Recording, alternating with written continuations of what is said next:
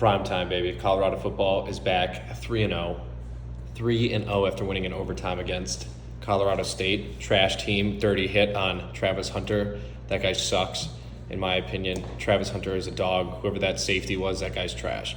That safety for Colorado State, that's just a cheap shot. But hopefully, he learns from it and he grows as a person. But yeah, we got the shades and the hat on today in support of Primetime, baby. Moving forward, I'm just going to go through some of the games this week and who I think is actually going to be pretty well versed against their opponents. And coming up, I did want to recap first some of these previous games. I got my notes all pulled up right here. I know you can't really see me, but we got Primetime, baby. Actually, we're gonna take these off. So going back over this weekend, obviously there were some blowouts. It wasn't really that electric of a college football weekend outside of the Colorado State game. Alabama looked horrible, and definitely they have no clue what's going on.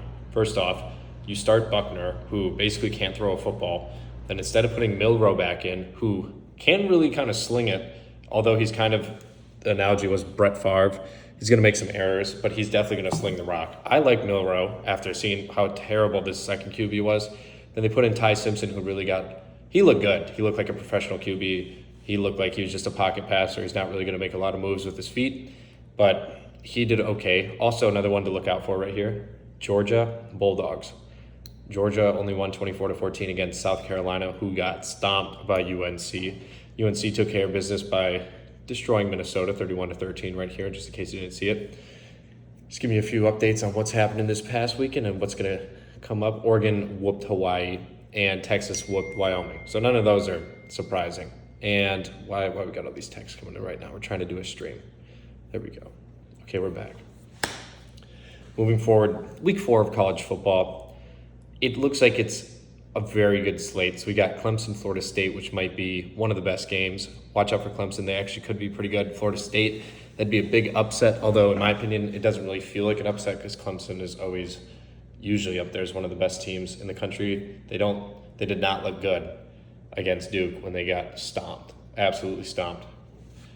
But I'm looking over here just because I got to look at my notes. So don't think I'm ignoring you. Okay, I'm just looking right here. I got my notes. I'm going to keep moving forward. Game of the week, though. Colorado at Oregon. I think Colorado goes and beats Oregon at Oregon 4-0, taking down the number 10 ranked Ducks. Bo Nix, he's good. Don't get me wrong, Oregon's always going to be solid. They play out in the Pac-12. They're going to be decent, but Colorado is going to take it to them. They're going to take it to them. I think Colorado is very underrated.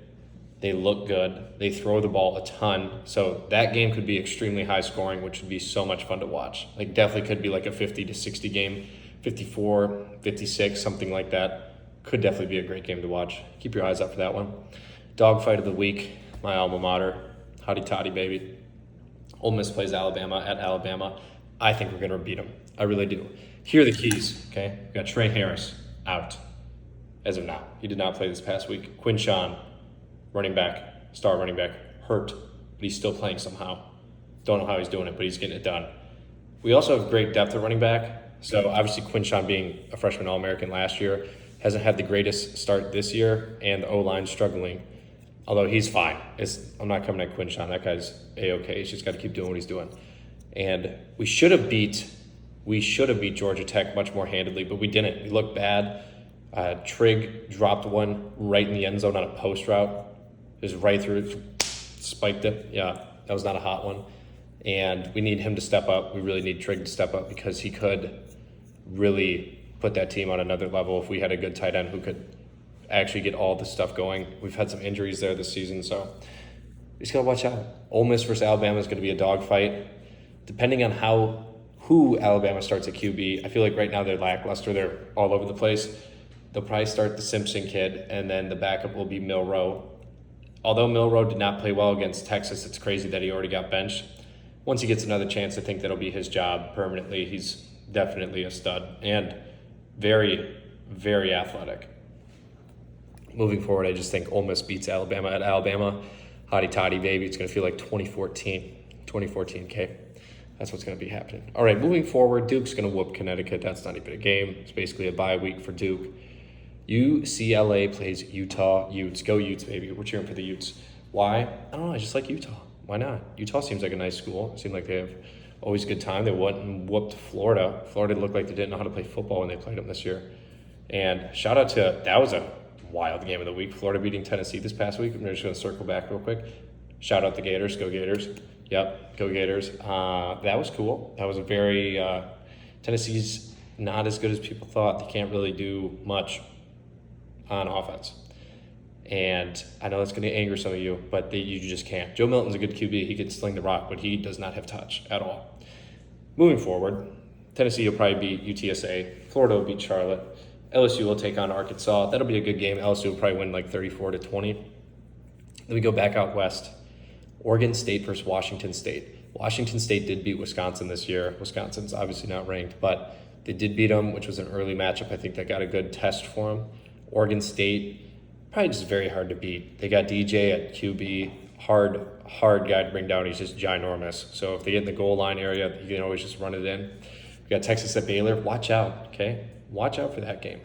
Baylor, sneaky good. Usually sneaky good. So the defense is usually phenomenal. No clue how they are on offense. If they have anybody who can score on that offensive front, watch out for that game. That could be a 3-point game easily, last-second field goal. Either way, that will be a phenomenal game in my opinion. Watch out for that. And then the infamous Big Ten game that everybody loves, Iowa versus Penn State. And that's not what I'm talking about. It's the whiteout game. So this is going to be crazy at Penn State. Penn State versus Iowa, night game, 6:30 p.m. You guys know it's going to be great. I know it's going to be great. I'm excited for it. I don't even like either of those teams. I just think it's going to be a great game. I got the hat on today, supporting Primetime, as I said before, supporting Primetime. Then we got Ohio State versus Michigan, 6 versus 9. No pun intended right there, but they got 6 versus 9 right here, which is crazy. Ohio State will probably take it to them. Notre Dame, I always just think they're overrated. They don't really play top dog teams. They're independent, you know what I'm saying? And if they were to join a conference and could still make the money they make being privatized, I feel like that would make college football so much better. Like, just imagine throwing Notre Dame in the SEC on a whim.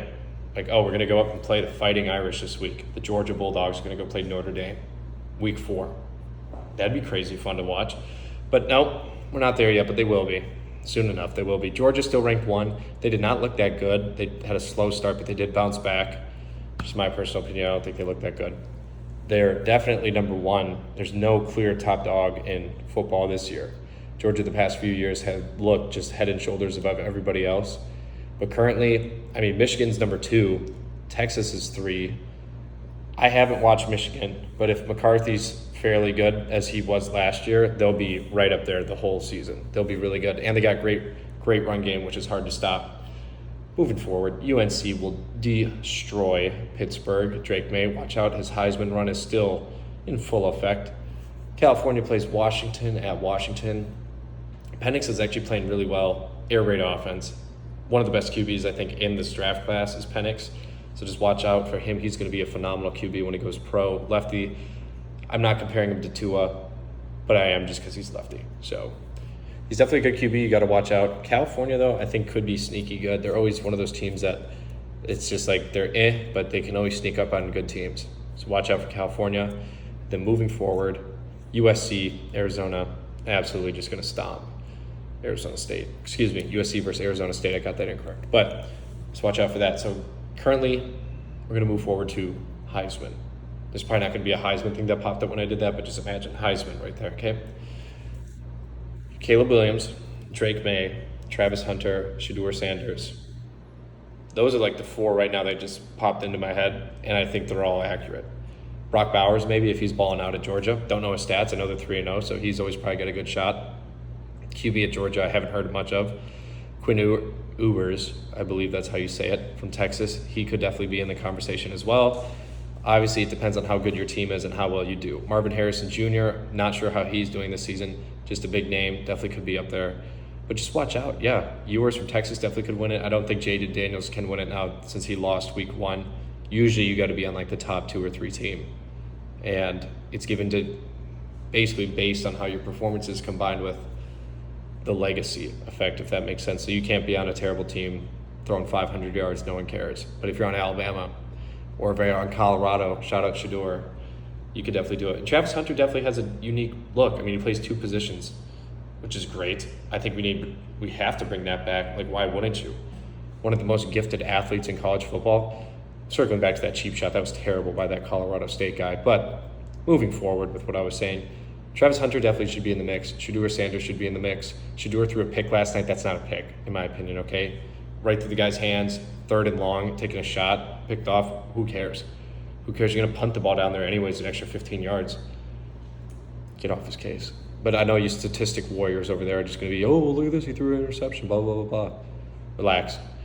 Caleb Williams, obviously best QB in the draft. And USC just throws the ball so much that he's just naturally gifted. I think he's definitely the number 1 pick. Whoever the team is should take him number 1. Unless they have a phenomenal QB like the Panthers if they have Bryce Young. But anybody else, if you want a great, solid QB, go take Williams. That's a 15-year starter right there in the NFL. Easy. That guy's phenomenal at throwing the football. I think he's a decent leader. It hasn't obviously come out that he's a terrible leader or anything like that. I know Stetson Bennett he had some problems when he was going through his draft class interviews that people didn't like him, which is weird. But he's going to be a baller too. Watch out for Stetson.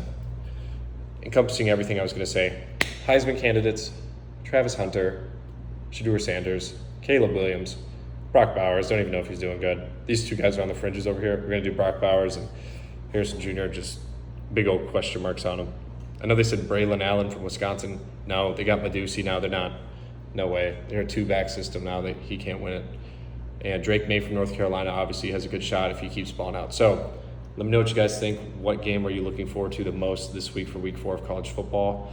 I'm also thinking about maybe doing one about NFL, getting on that trend, and we'll see what happens. So thank you guys and have a great day.